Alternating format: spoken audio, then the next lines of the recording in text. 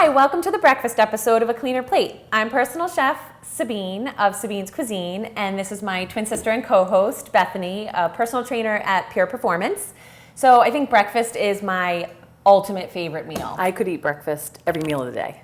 I could too. Yes. See, we make a good pair. Yes. But of course, we're cleaning up some recipes, and we're going to be doing a cauliflower crust pizza. I've always wanted to try one. I haven't had the guts to make it yet. Yeah. Because it seems a little complicated. It's not complicated. There's some steps, but they're very doable. Okay.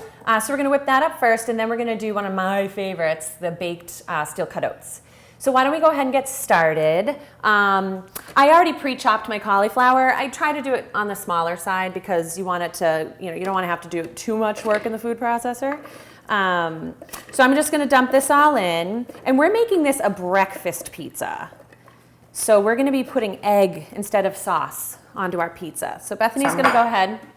Yep, she's going to crack up some eggs, and I am just going to turn this on to rice. Have you seen riced cauliflower? Yeah. People do it. Is this what people do for fried rice? Yes. Yeah, you could do cauliflower rice. That's kind of the new thing. Yep. I've actually been starting to see stores now pre-packaging cauliflower rice. Oh, so that even could save better. you this step. But really, this was not that hard of a step. Then you have to clean it. Then you yes. That's where your husband comes in. I forgot. Yes. So I would dump this in a bowl, and I'm going to cover it with some saran wrap and pop it into our microwave. But I've saved us a step already. If only that could happen at home. I know, we're trying to be efficient here. So like I said, it's just going to go back into a bowl, saran wrap. You'll pop it in the microwave. I usually do 5-6 minutes. You want to cook it. Do not add water. Okay. The whole point is we're trying to get rid of the moisture here. So the next step with that, I'm going to take a dishcloth. Now you've got some muscles. I'm glad I started working out again because this portion requires muscles. And people that have done this and said that they've failed at it, I think it's this step. Yes. I think when I talk to people about either they don't want to try the recipe or they've tried it and failed. Yeah. So this had already been in the microwave, like I said, 5 or 6 minutes. And then I need a little bowl here. We need to get the moisture out of here. That is the key to a successful, whether you make pizza crust out of this or I've done breadsticks. Oh, for the this, breadsticks sound good. Yeah, it's a good I hadn't gluten-free option. thought to make a breakfast pizza. Where did that idea come from? Well, when we go vacationing every year, we go camping in Maine. And on Saturdays, the Saturday we leave actually, we always order breakfast pizza. Oh yeah. And it's probably one of the best things I've ever had. It's really delicious. I mean, it's legit pizza crust.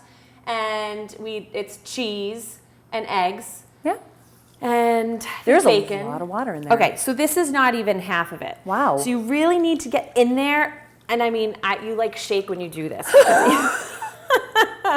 Because there's so much moisture in there. You might be sore from this. Yeah, if you haven't worked out, I might have pulled a muscle, which is pretty bad. But now that I'm starting to get back into shape, it's not too bad. But yeah, wow. I mean, you just got to get in there and squeeze as much as humanly possible. Just when you think you can't get any more, you probably can. There's still more. All right. Okay.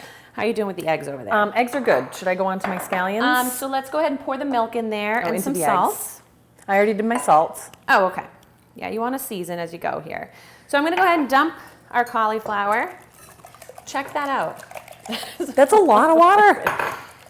So I'm dumping this in, and we're going to be adding Parmesan cheese. So this is gluten-free, but we are going to be adding in some Parmesan cheese. If you were doing a regular pizza, you could add any kind of herbs into this. Fresh herbs, dried herbs. Yep. So I'm going to do my pinch of salt. You need to season cauliflower. I can imagine. You also do have to account for the Parmesan cheese, though, because that does have a saltiness to it.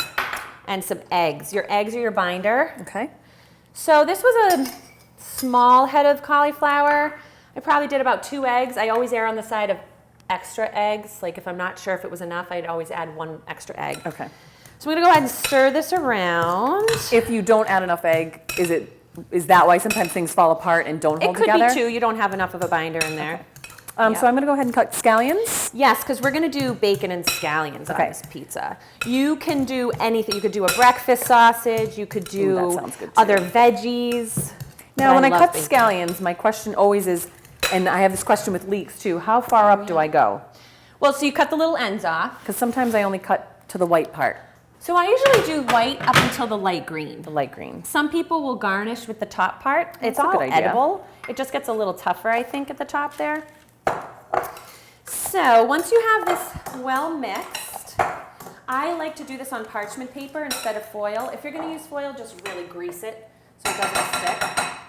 I have become obsessed with the parchment paper since one of our previous episodes. And I do think it works really well for this crust. It doesn't absorb the moisture, but I mean, some of the moisture does leak through to the bottom, so it kind of does take it away from the crust itself if there's any left in there. Yeah. After my muscles squeezed all of it out. So I'm gonna now press this down as flat as I can go. You want it pretty thin. We're not going thick crust pizza here. Okay. We're going thin crust. So the part I want to be very good about is making sure there's a rim. Because when we pour the eggs in, we don't want the eggs to run off. That sounds important. Yeah. So we need an actual crust, like a handle. Okay. All right. So I'm just going to use my hand. Doesn't have to be perfect rectangle or circle. It can be whatever shape you want. Whatever shape you want. You could do little hearts. Don't get crazy. I guess for Valentine's Day that would be really cute. This would be a fun activity to do with the kids. They could get their Play-Doh tools out and form them, and then they just have to make this little rim. All right. So that looks good. Let me finish that part up. All right. So I think we've got all our components ready. This I pre-bake in the oven. I do 400 for about, 10, 15 minutes. I like to cook it on the bottom rack first to really get that bottom browned. And then, if you don't mind popping that in the oven for me, I'm gonna wash my hands. Okay. Then, after about 8-10 minutes or so, I bump it up to the top rack. Okay. To get the top cooked a little bit.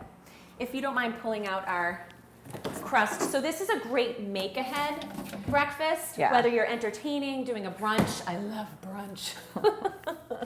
Maybe a few mimosas. Oh, yeah. Yeah, we should definitely have mimosas. I know. Why do we not do that? So here we're going to be pouring our egg mixture over. So I've pre-baked this. We don't have to worry about getting the top too golden brown. If I was doing a bread stick with this, I would maybe sprinkle a little cheese on top, or you can do sauce and cheese and then just cut it up. But here we're going to do our egg. So regardless of any time you make this, you want to pre-bake the crust first before you add any toppings? Yes, regardless. Okay. So go ahead. Okay. I'm going to pour gently. I'm nervous it's going to leak. It's going to be okay. Keep going. I know. I don't know how much to do. Just a nice thin layer. We're not looking, this is not a quiche or a frittata. We're just perfect. Oh. Don't spill it. Oh. All right, I'm going to go ahead and sprinkle some scallions on there. Okay. You can actually probably get a teeny bit more in there. Go ahead. Get out of my way. Whoa. Pours out fast. Might have gotten aggressive there. That's okay. That looks good. Okay. All right.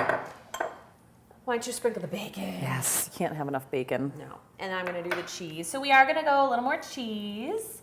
You could leave the cheese off. Some people can do Parmesan, but can't do, because it is lactose free, but can't, if you can't do like a cheddar, I think this is a sharp cheddar I don't think I knew that. chose for this.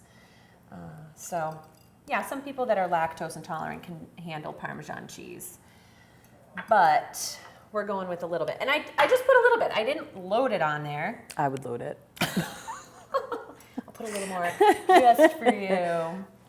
Because we do have some cheese in the crust, too. Oh, that's true. I forgot about that. Just dump all the bacon on. Go for it. Well, I need to evenly distribute it. It looks great. So we're going to go ahead and pop this in the oven. And when we come back, we're going to work on making our baked steel cut oats. So we'll see you in a few.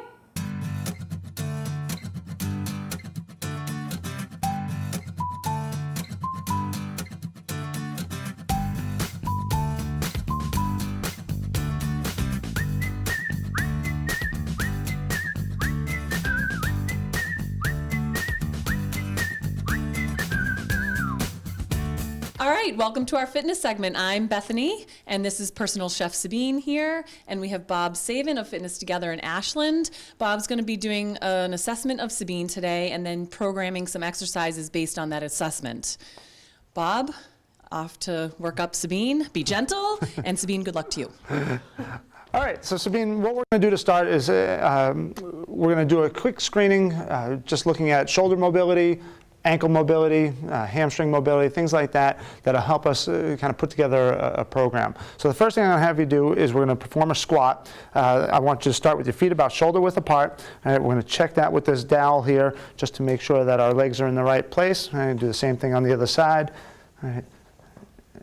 And that looks good there. I'm going to give you the dowel here. What I want you to do is first place it directly on top of your head. All right, we're going to make sure it's just down on top there. All right, your hands can go just a little bit wider because I want your hands, your elbows at about 90 degrees of flexion.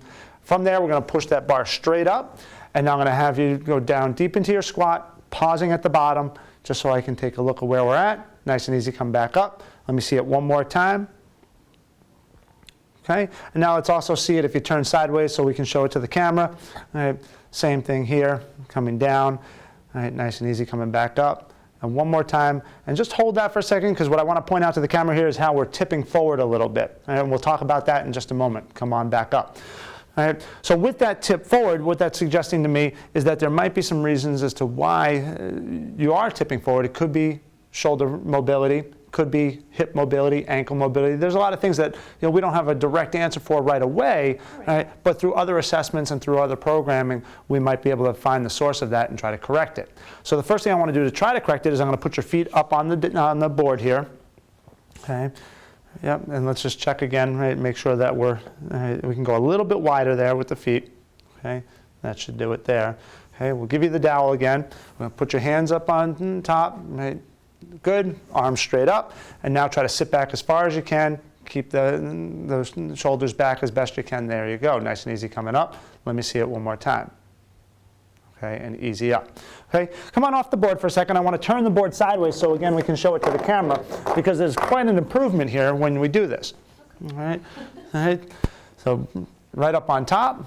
Okay, try to keep your arms back as best you can. Hips are back, nice and easy coming down and back up. Okay, let's see it one more time. Try to hold it at the bottom again. All right, and nice and easy coming back up.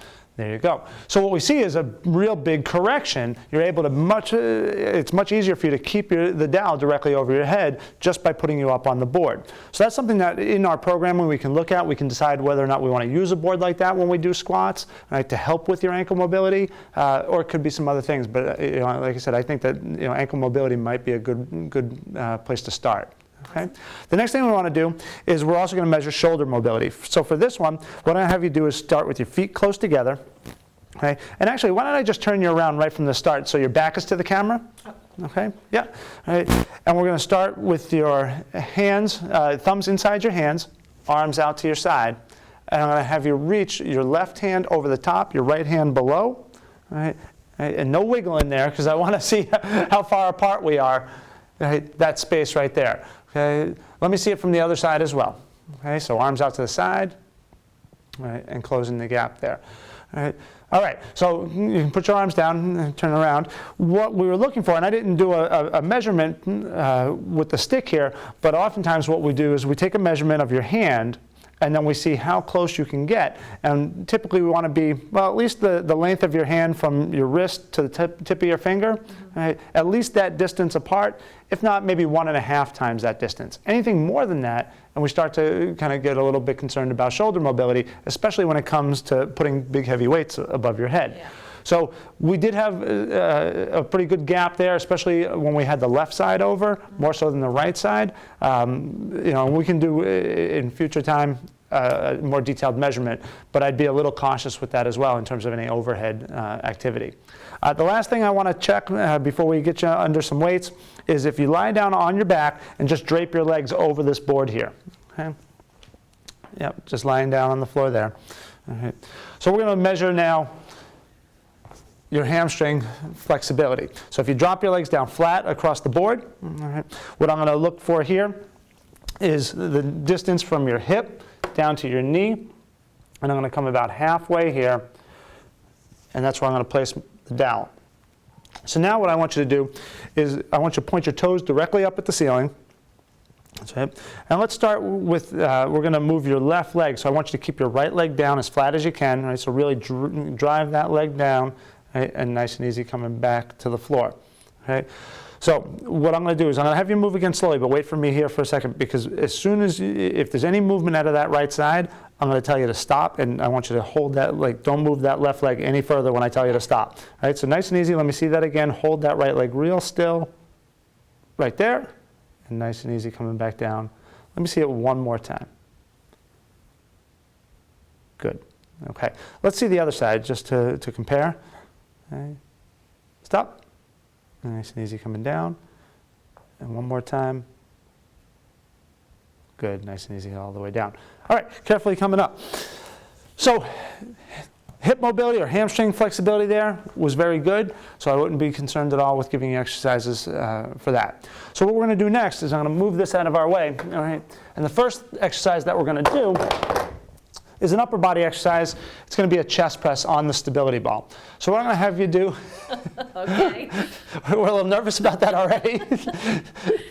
All right, so what I'm going to have you do, and maybe I can demonstrate it first. All right, we're going to sit on the ball. You're going to walk yourself all the way down, right, until your head and your shoulders are on the ball. All right. From there, I'm going to give you a dumbbell, and I'll tell you what to do next. Okay. All right, so if you face this way, walk yourself down nice and easy. Support your head and your shoulders there. Great. I've got a dumbbell back here, and we're just going to do this on one side. Right. So I'm going to give you this on the right side here. We're going to hold it up real high, right, towards the center of your body here. Right. As you come down, yeah, you can keep your arm wherever you're comfortable on the left side. We're going to branch this out 90 degrees to the right here, and then we're going to exhale and bring it back in towards the center. All right. So we get a little squeeze there out of your chest at the end. So we're going to come down again, inhale here, exhale back to the center, right towards me. Okay, try a couple more. Down and up. Good. Again, inhale, exhale. Good. Let's do two more. Good. All right, nice and easy, keeping your hips nice and high. Great. Let's show it from the other side as well. All right, if we do it from this side, hold it up nice and high, start in the middle. Nice and easy coming down and back up. Good. Down and up. How's that feel? Good. See, you're not Not falling. as wobbly as I thought. Yeah, we're not falling off the ball just yet. Okay, two more. Inhale, and one last time. Great. All right, careful coming up. You can have a seat on the ball. Mm-hmm. Okay, so what we're doing there, and the reason why we were doing that with one arm, obviously we call it chest press, a chest exercise. So we're working on your chest. You're using your triceps as part of the help there. And of course with the dumbbell, we've got a lot of instability, so we're getting some shoulder stabilization as well. I love doing exercises on the ball because what then happens, you can tell you've got to control your hips, your legs, right, your hips and your glutes and hamstrings so that you don't wobble off that ball. But the real challenge here is the one dumbbell. So rather than give you two dumbbells where it kind of builds in some stabilization, having just the one, as you come down, you might have even felt that kind of rotate you a little bit. So yeah, a lot more core control. Yep. Right? You've got to use your abdomen, you've got to use your oblique muscles to stabilize on that ball even more so, one dumbbell versus two. Okay, come on up from there. We're going to switch to a lower body exercise here. What I'm going to do is we're going to grab this blue mat over there so you can drag that over. Okay, let's leave it on the floor here. We're going to go into what I call a half kneel position.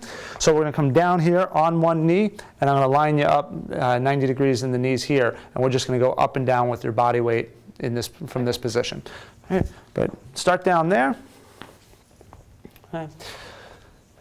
Now, this exercise also is good in place of some of those squats, right? So if we're worried about putting weight onto somebody to do a squat or just their squat position in general, we can work your quads quite a bit just from this position and not have to worry about bars and things like that. If people are excessively leaning over in their squat, we can start here. So a couple of things I just want to check here. First thing is we can probably move that leg in just a little bit and the toes forward about an inch. Right, towards me a little bit. That's it. Yeah, there you go. Now, in doing that, you see what happens too is we get a little more wobbly in that position. But now we're in a pretty square place here, and that ultimately, even though we're a little wobbly today, it's forcing your hips to get a little stronger, to give you a little bit more balance. And as we develop more strength here, right, that's going to be the optimal angle from a power perspective to be able to get up and down off the floor. Yeah. Right? And it's a real good position too. We teach a lot of our clients this because a lot of people have trouble getting up off the ground, right? And they're always kind of hunched over.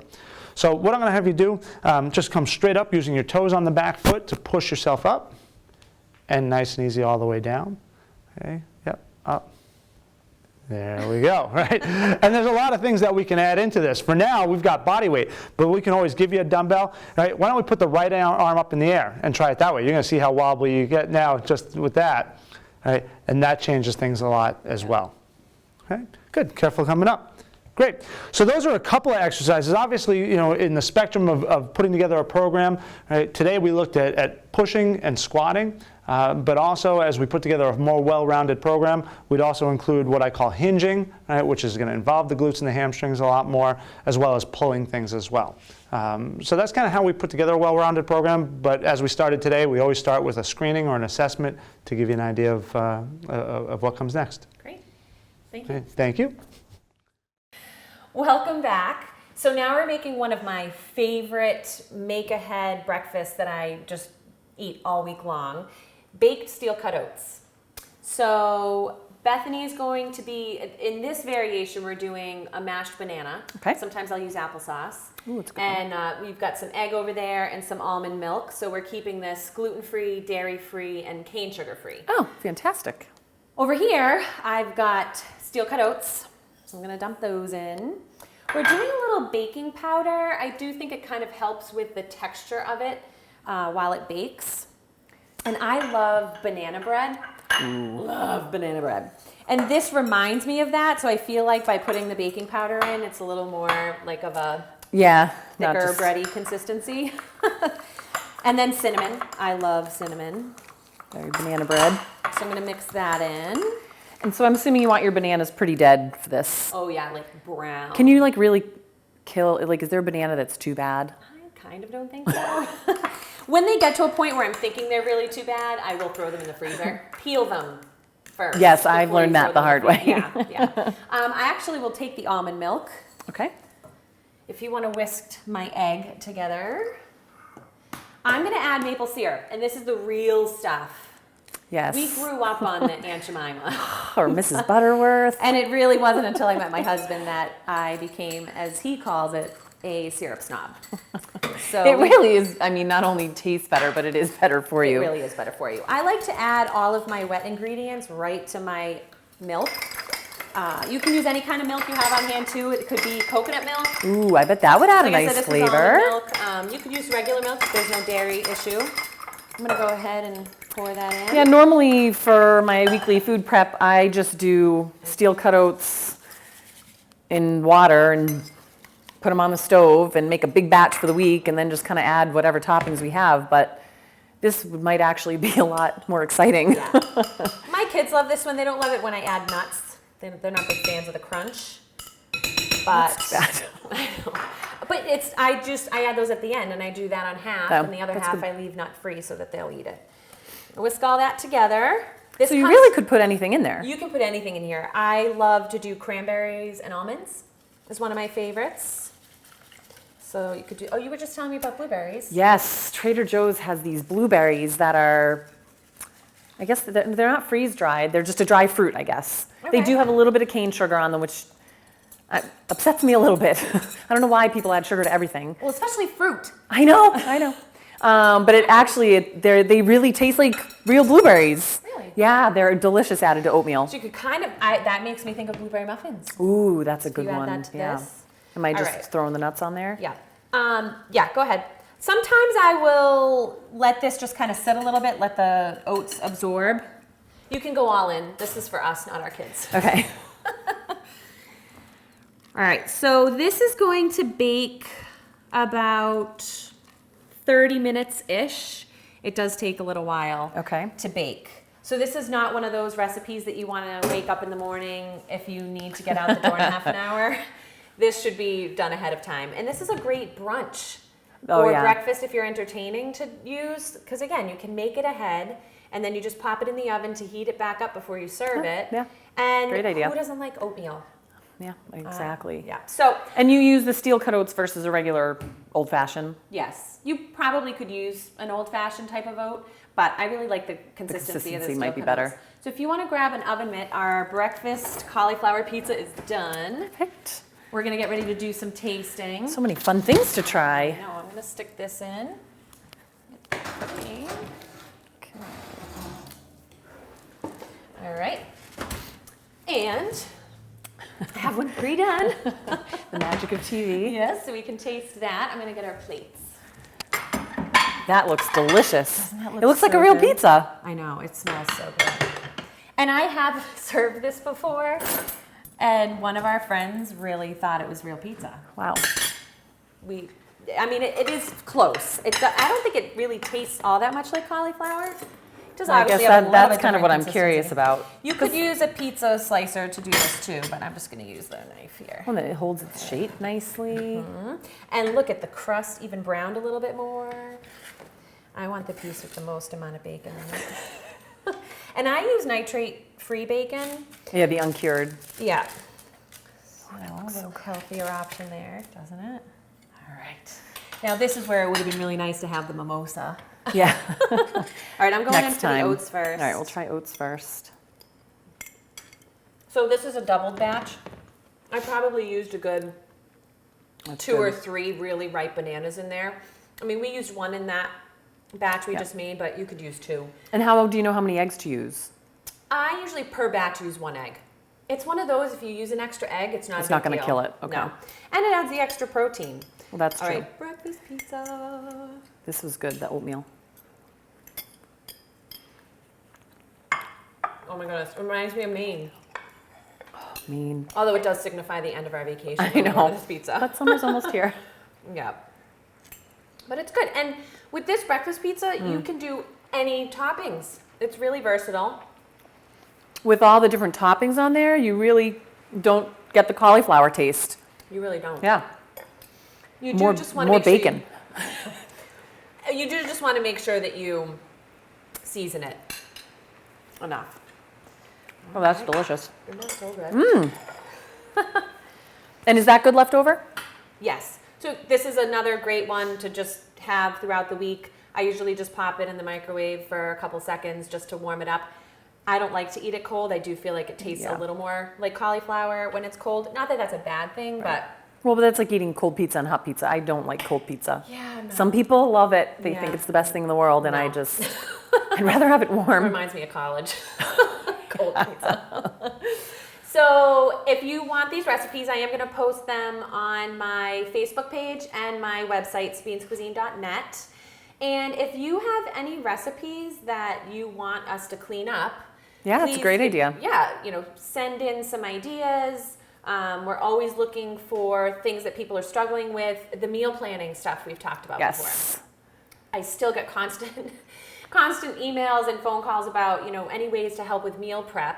And I do offer the meal prep parties, which have become kind of a big thing that Yes. I've been doing lately. I think it's a huge benefit to be able to get all your food prepped, and especially if you're doing it in a group setting, it's a lot more fun, and then you have your food for the week, and Yeah. you're set to go. And it just gives you some new ideas, Yes. which I think people are struggling with, which I do try to post a lot of those ideas on my website and my Facebook page because people are always kind of looking for those things. So I hope you enjoyed today, and we will continue to clean up our recipes in our quest for a cleaner plate. Thank you.